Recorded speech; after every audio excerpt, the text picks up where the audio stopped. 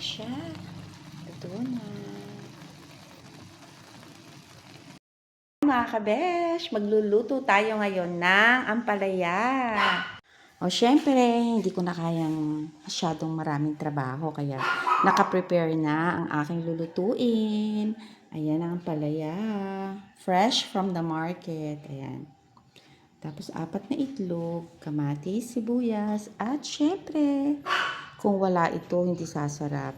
Hipon. Akalain mo ba na yan lang yung binalatan kong hipon? Kukunti. Pero pag kinilo, kalahati. Kapag mainit na, lagyan mo. Ako po, sabay-sabay. Sabay-sabay kong nilalagay. Para sabay-sabay siyang magluto. Kailangan maluto natin mabuti yung kamatis. Diba?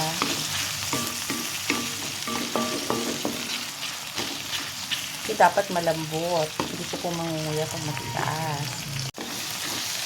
Pag alam mo nang syempre sad na yung tomato. Kailangan maging sad yung tomato kasi para luto na siya.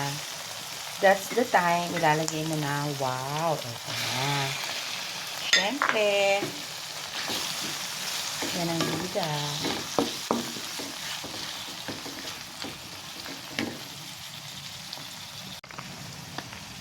Tapos patatis. Yan lang.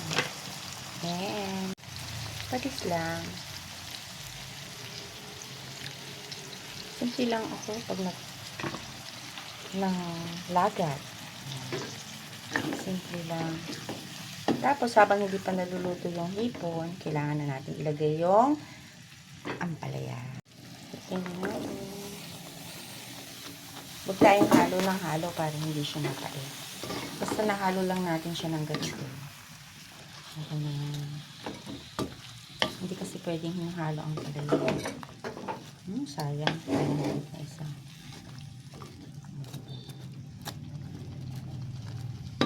Okay na muna ito. Kasi hahaluin pa natin mamaya sa itlog. Pero kailangan kasi matakpan. Luto na siya. Lagyan natin ng konting salt. Taste. At syempre, batilin na natin yung itlog na 4. O, diba? Ikaw nakakain bonggahan mo. Oh, diba?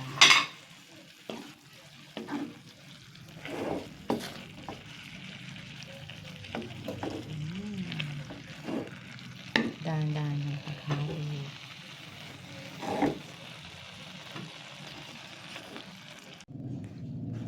Ayan, tikman na natin siya. Ayan na siya. O, diba? O, diba?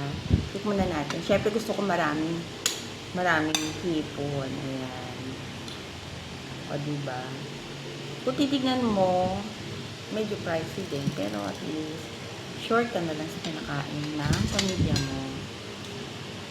Ayan. Tikman ko muna yung shrimp. Sarap.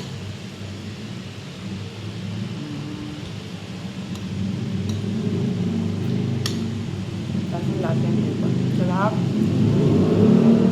Diba? Mahal din kasi ito per serving eh. Lalo na kung ang palaya. Sobrang. Ito healthy na. Tsaka, sure lang. Itlog. Rock. Laka ng hipon. Thank you for watching.